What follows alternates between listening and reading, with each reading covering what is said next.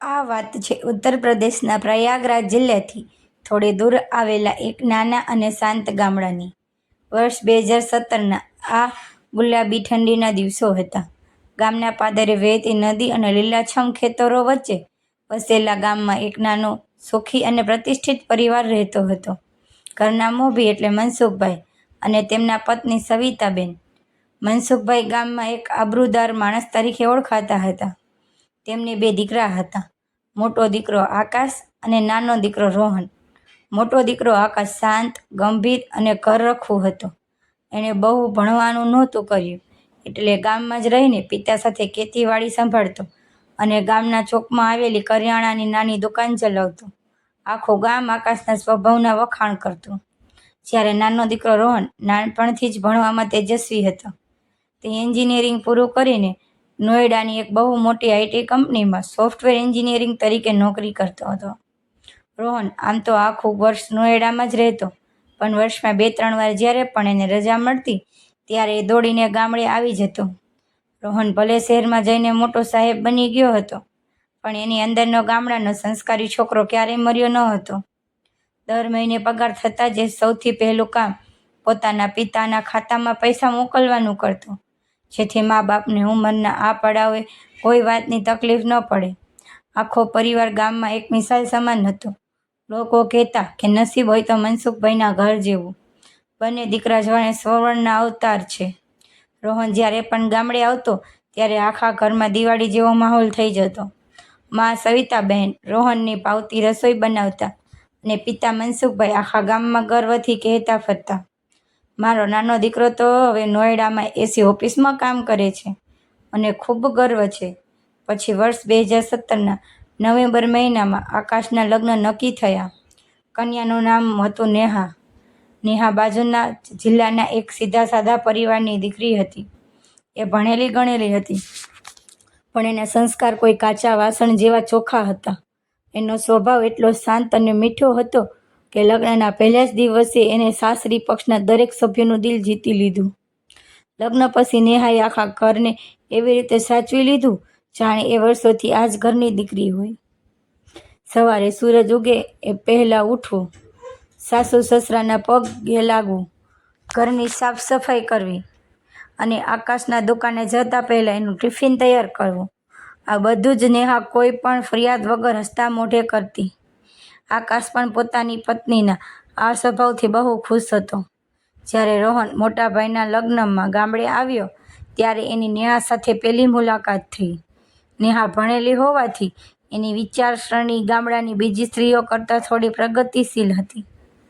રોહન સાથે પણ એ બહુ આદરપૂર્વક અને મોકળા મને વાત કરતી.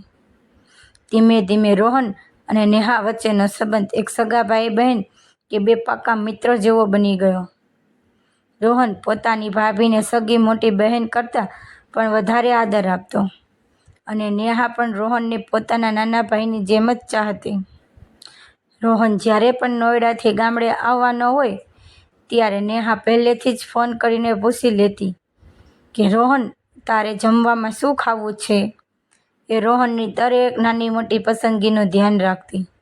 સમય અને ગતિએ વહી રહ્યો હતો અને પરિવારમાં પ્રેમ ગાઢ બની રહ્યો હતો. લગ્નના બરાબર 1 વર્ષ પછી એટલે કે 2018ના અંતમાં નેહાએ એક સુંદર દીકરાને જન્મ આપ્યો. ઘરમાં ખુશીઓ બમણી થઈ ગઈ. મનસુખભાઈ અને સવિતાબેન પોતાના પુત્રને રમાડવામાં આખો દિવસ વિતાવતા. બાળકના પગલાં પડતાં જ આકાશની દુકાન પણ સારી ચાલવા લાગી હતી. આખું ઘર જાણે સ્વર્ગ જેવું લાગતું હતું. પણ કહેવાય છે ને કે નસીબ ક્યારે પલટો મારે એ માણસ જાણી શકતો નથી. ખુશીઓના આ આકાશ પર અચાનક જ કાળા ડિબાંગ વાદળો ઘેરાવા લાગ્યા. જુલાઈ 2019નો એ મહિનો હતો. ચોમાસાની ઋતુ જામી હતી અને આખો દિવસ ઝરમર વરસાદ પડી રહ્યો હતો. બપોરના સમયે આકાશ ગામથી થોડે દૂર આવેલા પોતાના ખેતરે આંટો મારવા ગયો હતો. ખેતરમાં ઘાસ બહુ મોટું થઈ ગયું હતું. બપોર સુધી બરાબર હતું, પણ સાંજ થતાં ગામમાં એક એવી ખબર આવી જેને આખા પરિવારના પગ નીચેથી જમીન સરકાવી દીધી. ખેતરમાં કામ કરતા એક મજૂરે જોયું કે આકાશ વડના ઝાડ નીચે બેભાન અવસ્થામાં પડ્યો હતો અને એના પગ પર સાપ કરડવાના નિશાન હતા. ગામના 4-5 લોકો તાત્કાલિક આકાશને બાઇક પર બેસાડીને નજીકની સરકારી હોસ્પિટલ તરફ દોડ્યા. પણ હોસ્પિટલ પહોંચે એ પહેલાં જ રસ્તામાં જ આકાશના શ્વાસ અટકી ગયા. હોસ્પિટલના ડૉક્ટરે તપાસ કરીને જાહેર કર્યું કે ઝેરી કાળા નાગના કરડવાથી શરીર આખામાં ઝેર ફેલાઈ ગયું હતું અને આકાશનું મોત નીપજ્યું હતું. આ ખબર વીજળીની જેમ જ્યારે ઘરમાં પહોંચી ત્યારે સવિતાબેને ચીસ પાડીને છાતી પીટવાનું શરૂ કરી દીધું. પિતા મનસુખભાઈ પથ્થરની મૂર્તિ જેવા થઈ ગયા. એમની આંખોમાંથી આંસુ પણ નહોતા વહી રહ્યા. સૌથી ખરાબ હાલત નેહાની હતી. પોતાના 1 વર્ષના માસૂમ દીકરાને ખોળામાં લઈને બેઠેલી નેહા પતિના શબને જોઈને બેશુદ્ધ થઈ ગઈ. એની નજર સામે આખી દુનિયા એક પળમાં ઉજળી ગઈ હતી. જે પતિ સાથે એણે 7 જન્મો સુધી સાથે રહેવાના સપના જોયા હતા, તે પતિ એને વચ્ચે જ મૂકીને અનંત યાત્રા પર ચાલ્યો ગયો હતો. નોએડામાં રોહનને જ્યારે ફોન પર આ હૃદયદ્રાવક સમાચાર મળ્યા ત્યારે એ જાણે સ્તબ્ધ થઈ ગયો. એ જ રાતે રોહન ટેક્સી કરીને સવારે 4 વાગે ગામડે પહોંચ્યો. મોટા ભાઈના મોતના આઘાતે રોહને અંદરથી તોડી નાખ્યો હતો. પણ જ્યારે એણે ઘરમાં આંગણામાં સફેદ સાડીમાં લપેટાયેલી પોતાની ભાભી નેહાને જોઈ ત્યારે એનું કાળજું કંપી ગયું. નેહા રડતા રડતા બસ એક જ રટણ કરી રહી હતી, હવે હું કોના સહારે જીવીશ? મારા માસૂમ બાળકનું શું થશે? રોહન પોતાની જાતને સંભાળીને ભાભીને આશ્વાસન આપવા લાગ્યો અને પોતાના વૃદ્ધ મા બાપના આંસુ લૂછવા લાગ્યો. જેમ તેમ કરીને આકાશની અંતિમ વિધિ પતી ગઈ. ગામના લોકો શોક વ્યક્ત કરવા ઘરે આવવા જોવા લાગ્યા. પણ માણસની અસલી પરીક્ષા આવા જ સમયે થતી હોય છે. શોક મનાવવા આવતા લોકોમાં જ કેટલાક એવા ઝેરીલા માણસો પણ હતા, જેઓ સહાનુભૂતિના નામે ઘરમાં કડવાશનું ઝેર ઘોળવાનું કામ શરૂ કરી ચૂક્યા હતા. ગામની 3-4 સ્ત્રીઓ ઓસરીમાં બેસીને અંદરોઅંદર ગણગણાટ કરતી હતી. જ્યારથી આ છોકરીના પગ આ ઘરમાં પડ્યા છે ત્યારથી આ ઘરની ખુશીઓને નજર લાગી ગઈ છે. ખબર નહીં કેવા નસીબ લઈને આવી છે કે લગ્નના માંડ 1.5 વર્ષમાં જુવાન જોધ દીકરાને ખાઈ ગઈ. શરૂઆતમાં સવિતાબેન કે મનસુખભાઈએ આ વાતો પર ધ્યાન ન આપ્યું, પણ જ્યારે રોજ રોજ સવાર સાંજ ગામની સ્ત્રીઓ ઘરમાં આવીને આ જ વાતો દોહરાવવા લાગી ત્યારે એ કડવા વેણની અસર સવિતાબેનના મગજ પર થવા લાગી. પુત્ર ગુમાવવાનો ગમ હવે ક્રોધ અને અંધવિશ્વાસમાં બદલાઈ ગયો હતો. નીહો પોતાના દિલ પર પથ્થર મૂકીને પહેલાંની જેમ જ સવારે વહેલી ઉઠતી, સાસુ સસરા માટે ચા નાસ્તો બનાવતી, દીકરાને સંભાળતી અને આખા ઘરનું કામ કરતી. પણ હવે ઘરમાં એનું સ્થાન બદલાઈ ગયું હતું. હવે એની દરેક નાની વાત પર ટોણા મારવાનું શરૂ થઈ ગયું હતું. એક દિવસ સવારે રસોડામાં લોટ બાંધી રહી હતી ત્યારે એના હાથમાંથી ભૂલથી સ્ટીલનું તપેલું નીચે પડી ગયું અને મોટો અવાજ થયો. આ સાંભળીને સવિતાબેને રસોડાના દરવાજે આવીને ગુસ્સામાં તાડૂક્યા. તારા પગલાં જ આ ઘરમાં એવા પડ્યા કે આખું ઘર ઉજળી ગયું. મારો કમાતો દીકરો ચાલ્યો ગયો અને હજુ તારા હાથમાં શાંતિ નથી રહેતી? કલકણી! આ સાંભળીને નેહાના હાથ કાપવા લાગ્યા. એની આંખોમાંથી દળ દળ આંસુ વહેવા લાગ્યા. એણે ક્યારેય સપનામાં પણ નહોતું વિચાર્યું કે જે સાસુ એને પોતાની સગી દીકરીની જેમ રાખતા હતા તે જ સાસુ એક દિવસ એની આવી નિર્દય વાત કરશે. એ રાત્રે નેહા પોતાની રૂમમાં ઓશીકું આડું મોઢું રાખીને આખી રાત રડતી રહી. પણ એની પિયરમાં કે કોઈને ફરિયાદ ન કરી. એને આશા હતી કે સમય જતાં માજીનો ગુસ્સો શાંત થઈ જશે, પણ સમય વહેવાની સાથે પરિસ્થિતિ વધુ વસરતી ગઈ. હવે તો નાની નાની વાતોમાં નેહાને અપશબ્દો કહેવામાં આવતા. ક્યારેક રસોઈમાં મીઠું ઓછું વધારે થાય, ક્યારેક બાળક રડવા લાગે તો તરત જ એને ગાળો ભાંડવામાં આવતી. સૌથી વધારે દર્દ નેહાને ત્યારે થતું જ્યારે ગામની આડોશ પાડોશની સ્ત્રીઓ ઘરે આવીને એની સામે જ એને મનહૂસ જેવા શબ્દો કહીને અપમાનિત કરતી. નેહા બધું જ ચૂપચાપ સહન કરતી હતી, માત્ર પોતાના એ માસૂમ દીકરાના ભવિષ્ય માટે. એને થતું કે જો એ ઘર છોડીને જતી રહેશે તો એના દીકરાને દાદીનો પ્રેમ ક્યારેય નહીં મળે. આકાશના મોતના બરાબર 6 મહિના પછી ડિસેમ્બર 2019 રોહન ફરીથી નોએડાથી ગામડે આવ્યો. એ જોવા જ ઘરના આંગણામાં દાખલ થયો એની આંખો હવામાં એક અજીબ ભારેખમ શાંતિ અને ગૂંગળામણ અનુભવાઈ. ઘરમાં પહેલાં જેવી ચહલ પહલ કે ખુશી ન હતી. નેહા ભાભી પણ તુલસી ક્યારા પાસે બેઠા હતા, પણ એમના ચહેરો સાવ ફીકો પડી ગયો હતો. રોહન સામે જોવાની પણ એમનામાં હિંમત ન હતી. એમણે નજર નીચી કરી લીધી. એ જ રાત્રે જ્યારે ઘરના બધા સભ્યો જમીને સૂઈ ગયા, ત્યારે રોહન બેચેન હોવાથી આંગણામાં ખાટલો ઢાળીને બેઠો હતો. અચાનક એને અંધારામાં ખૂણા કોઈના હિબકવા ભરવાનો ધીમો અવાજ સંભળાયો.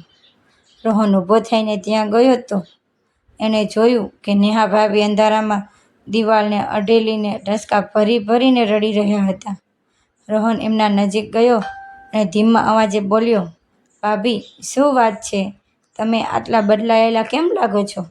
ઘરમાં કંઈ થયું છે? રોહનના આટલા જ શબ્દો સાંભળતા નેહાના સ્વયંનો બંધ તૂટી ગયો. એ પોતાના આંસુ રોકી ન શકી. એ ધ્રુજતા અવાજે રોહનને કહેવા લાગી, રોહન, હવે આ ઘરમાં મારું જીવવું નરક જેવું થઈ ગયું છે. જ્યારથી તારા મોટા ભાઈ ગયા છે, ત્યારથી આખા ગામ માટે અને માજી માટે હું ગુનેગાર બની ગઈ છું. માજી મને નાની નાની વાતમાં ટોણા મારે છે. ગામની સ્ત્રીઓ મને અપશકુનિયાળ કહે છે. રોહન, મારો શું વાંક છે એ તો મને કોઈ કહો. નેહાની આ કથન સાંભળીને રોહન સ્તબ્ધ થઈ ગયો. એની આંખો ક્રોધથી લાલ થઈ ગઈ અને વિશ્વાસ નહોતો કે જે ઘરમાં ક્યારેય પ્રેમનો વરસાદ થતો હતો, ત્યાં એની નિર્દોષ ભાભી સાથે આવા અમાનુષી વ્યવહાર થઈ રહ્યા છે. નેહાએ આગળ રડતા રડતા કહ્યું કે ઘણીવાર તો કોઈ ભૂલ ન હોય તો પણ સાસુ એને કલાકો સુધી સંભળાવે છે અને પિતાજી પણ બધું જોઈને મૌન રહે છે.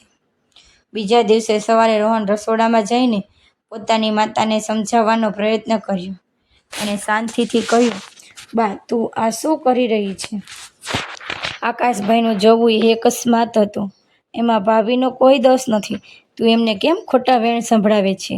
પણ સવિતાબેન તો જાણે ગુસ્સામાં અંધ થઈ ગયા હતા. એ જોરથી બોલ્યા, તું શહેરમાં જઈને બહુ મોટો જ્ઞાની થઈ ગયો છે, રોહન. તને ગામ અને સમાજની શું ખબર હોય?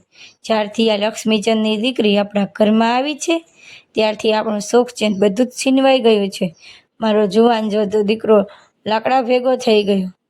હું એને આ ઘરમાં સુખેથી નહીં રહેવા દઉં. રોહને પિતા મનસુખભાઈ સામે જોયું, પણ પિતાએ નજર ફેરવી લીધી. દીકરો ખોવાનો ગમ એમને એટલો કમજોર કરી દીધા હતા કે તેઓ સાચા ખોટું પારખવાની શક્તિ ગુમાવી ચૂક્યા હતા. રોહને 2 દિવસ સુધી ઘરમાં રહીને બધું પોતાની આંખોથી જોયું.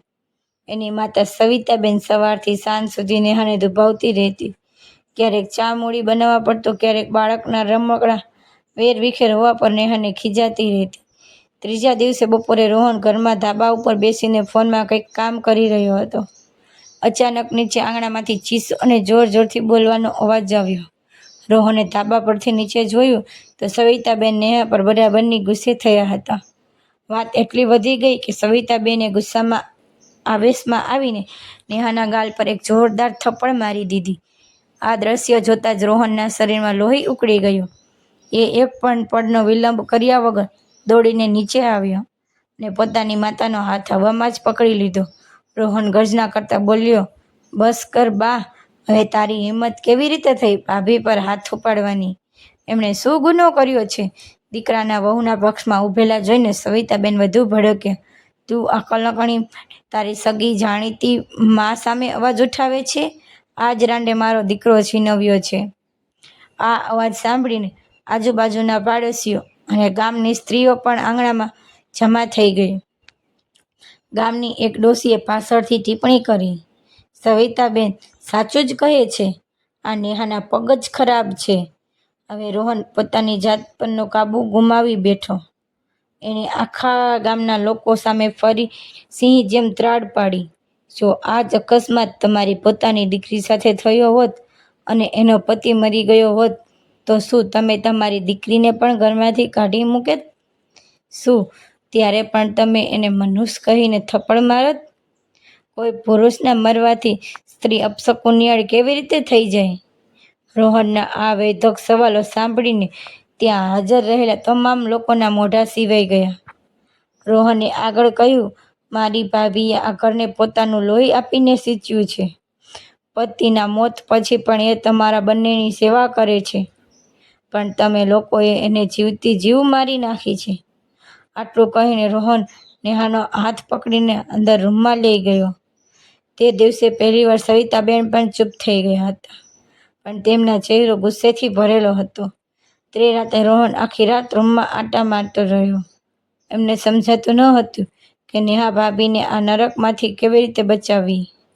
નેહા પોતાના પિયર જવા નહોતી માંગતી, કારણ કે એના પિયરની આર્થિક સ્થિતિ પણ બહુ ખરાબ હતી અને ત્યાં પણ વિધવા દીકરીને આજીવન બોજ માનવામાં આવતો.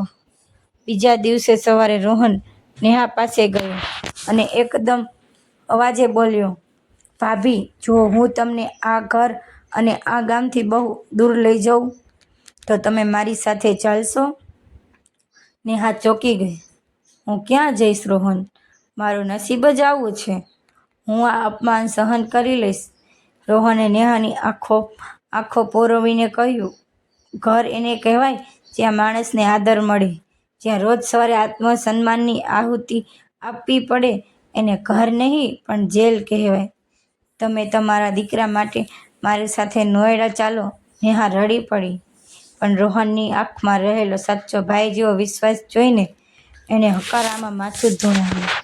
બીજા દિવસે સવારે રોહને પોતાનો સામાન પેક કર્યો અને સવિતાબેન તથા મનસુખભાઈ સામે જોઈને ઊભો રહ્યો. એણે શાંત અને વજ્ર જેવા ભક્કમ અવાજે કહ્યું, પિતાજી, હું નેહા ભાભીને અને એના દીકરાને મારી સાથે નોયડા લઈ જઈ રહ્યો છું. આ સાંભળતા જાણે સવિતાબેન આગ બબૂલા થઈ ગયા. તું પાગલ થઈ ગયો છે રોહન? એક વિધવા ભાભીને નાનો દિયર પોતાની સાથે શહેરમાં એકલો રાખશે તો આ દુનિયા અને આ ગામમાં આપણી પર થૂકશે. લોકો કેવા સંબંધોની વાત બનાવશે એની તને ખબર છે? બા, એ લોકોએ જ્યારે જીવતી ભાભીને થપ્પડ મારી હતી ત્યારે તમારું સન્માન ક્યાં ગયું હતું? લોકોની ચિંતા તમે કરો, મને મારી ભાભીના જીવનની અને એના બાળકના ભવિષ્યની ચિંતા છે.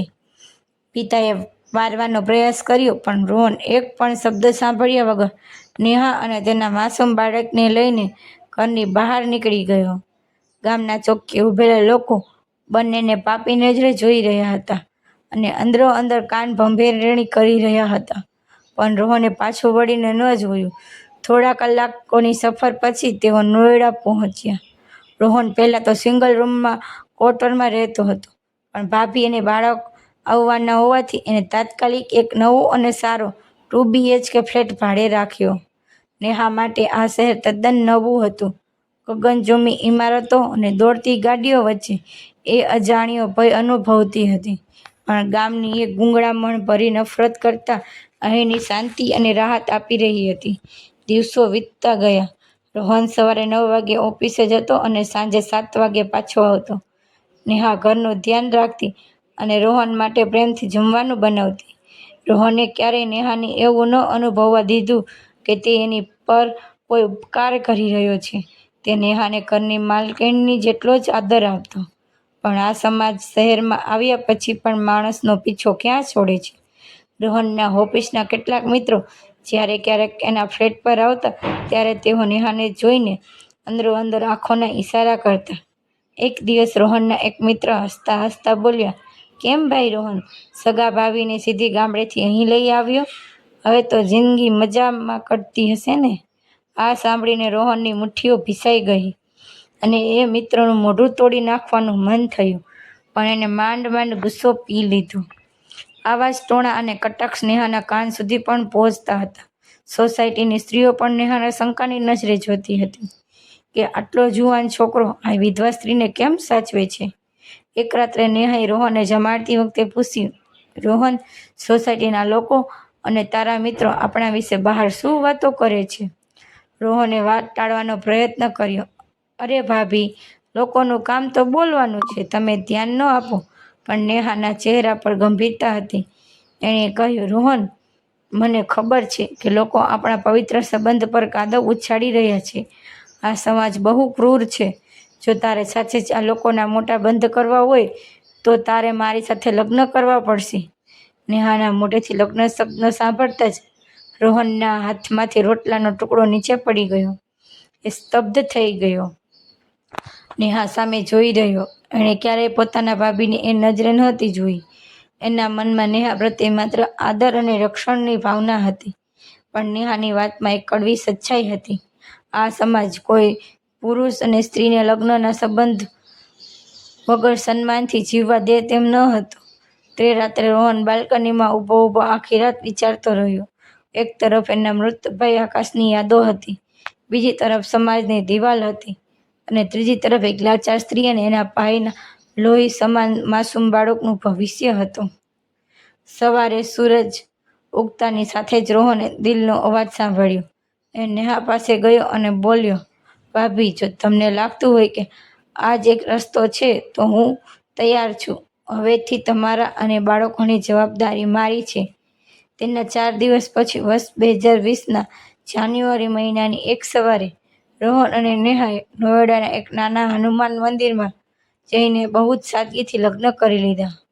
કોઈ બેન્ડ બાજા ન હતા, કોઈ જાનૈયા ન હતા.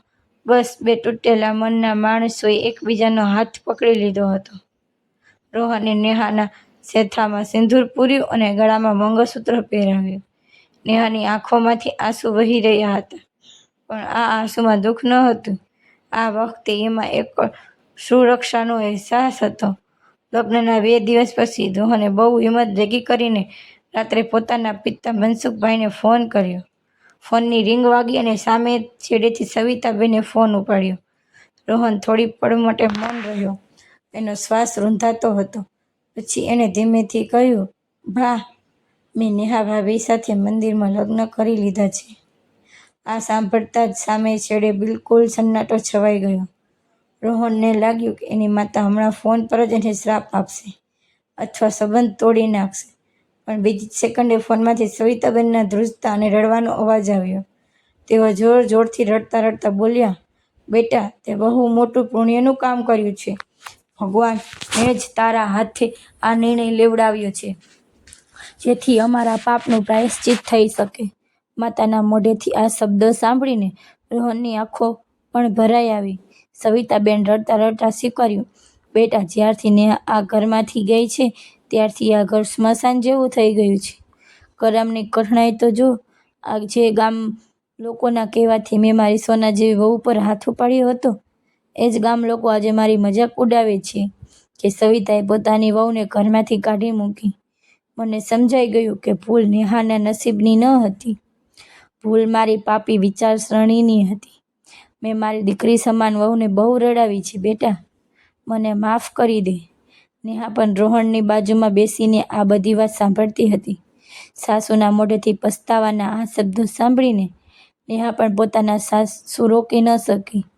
એને ફોન પોતાના હાથમાં લીધો અને બોલી, માજી, એવું ન બોલો, તમે તો મારા માતા પિતા છો. ત્યાર પછી પિતા મનસુખભાઈએ ફોન લીધો અને ભારે અવાજે કહ્યું, દીકરા રોહન, તે આજે મનસુખનું માથું સમાજમાં ઊંચું કરી દીધું. જો તે નેહાનો હાથ ન પકડ્યો હોત તો એ આખી જિંદગી ઘૂંટાઈ ઘૂંટાઈને મરી જાત. અમે આકાશના મોતમાં ગમમાં એટલા આંધળા થઈ ગયા હતા કે સાચા અને ખોટાનો તફાવત જ ભૂલી ગયા હતા. અમારો દીકરો તો પાછો નહીં આવે, પણ તે અમારા ઘરની આબરૂ અને આકાશના અંશને બચાવી લીધો. માજીએ ફોન પર કરગરતા કહ્યું, બેટા, જો થઈ શકે તો એકવાર ઘરે આવો. આ વખતે હું મારી વહુને નહીં, મારી દીકરીને ગૃહ પ્રવેશ કરાવીશ. આ વાતને પણ 6 મહિના વીતી ગયા. વર્ષ 2020ના ઓગસ્ટ મહિનામાં રક્ષાબંધનનો તહેવાર પર રોહને ગામડે જવાનો નિર્ણય કર્યો. નેહા શરૂઆતમાં બહુ ડરેલી હતી. એને જૂના દિવસો યાદ આવી જતા હતા કે ગામના લોકો ફરીથી એને કલંકિત કહેશે તો. પણ રોહને એનો હાથ પકડીને ભરોસો આપ્યો, નેહા, હવે તું એકલી નથી. તારો પતિ તારી સાથે છે. તેઓ ટેક્સી કરીને ગામના પાદરે પહોંચ્યા. ગામના લોકોએ જ્યારે જોયું કે રોહન એને નેહાને ગામડેમાંથી ઉતારે છે અને નેહાના શેથામાં રોહનના નામનું સિંદૂર છે, ત્યારે આખા ગામમાં વાત વાયુ વેગે ફેલાઈ ગઈ. કેટલાક લોકો પોતાના ઘરના દરવાજે આવીને ઊભા રહી ગયા. પણ આ વખતે રોહનની ચાલમાં કોઈ ડર ન હતો અને ચહેરો ગર્વથી મક્કમ હતો. તેઓ જેવા જ ઘરના આંગણામાં પહોંચ્યા, સવિતાબેન દોડીને બહાર આવ્યા. નેહા એમના પગે લાગવા ગઈ, પણ સવિતાબેને એને રોકી લીધી. એમણે નેહા સામે હાથ જોડી દીધા અને રડતા રડતા એના પગમાં પડવા ગયા. દીકરી, મને માફ કરી દે, મેં તારા પર બહુ જ જુલમ કર્યો છે. નેહાએ તરત જ સાસુને પકડી લીધા અને બંને સાસુ વહુ એકબીજાના ગળે વળગીને આંગણાની વચ્ચે જ ધ્રુસકે ધ્રુસકે રડી પડ્યા. આ દ્રશ્ય જોઈને ત્યાં ઊભેલા પાડોશીઓની આંખો પણ ભીની થઈ ગઈ. પિતા મનસુખભાઈએ પોતાના પુત્રને તેડી લીધો અને એની આંખોમાંથી પણ ખુશીના આંસુ વહી રહ્યા હતા. જે આંગણામાં ક્યારેક નફરતના ટોણા ગૂંજતા હતા, આજે ત્યાં પ્રેમના આંસુ વહી રહ્યા હતા. સાંજના સમયે ગામની એ જ સ્ત્રીઓ પણ ઘરે આવીને, જેઓ ક્યારેક નેહાને મનુષ કહેતી હતી, પણ આજે સવિતાબેનનો મિજાજ બદલાયેલો હતો. એમણે એ સ્ત્રીઓ સામે જોયું અને સ્પષ્ટ શબ્દોમાં કહી દીધું, બહેનો, મારી દીકરી નેહા પવિત્ર હતી અને પવિત્ર જ છે. ભૂલ મારી અને તમારી વિચારસરણીની હતી.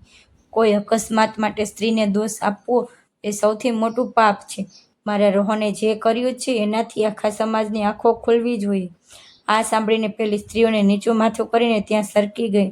તે દિવસે પહેલીવાર ગામના લોકોને સમજાયું કે અંધવિશ્વાસ કેવી રીતે માણસની અંદરની માનવતાને મારી નાખે છે. આજે વર્ષ 2026 ચાલી રહ્યું છે. આ વાતને 7 વર્ષથી વધુ સમય થઈ ગયો છે. રોહન અને નેહા આજે નોઈડામાં ખૂબ જ સુખી જિંદગી જીવી રહ્યા છે. એમનો મોટો દીકરો હવે સ્કૂલે જાય છે અને રોહન એને સગા દીકરા કરતાં પણ વધારે પ્રેમ આપે છે. રોહન અને નેહા હવે પોતાનું એક બીજું સંતાન પણ છે. દર વર્ષે આખો પરિવાર ગામડે આવે અને હવે ગામના લોકો ટોણા નથી મારતા, પણ રોહન અને નેહાના સંબંધની મિસાલ આપી છે.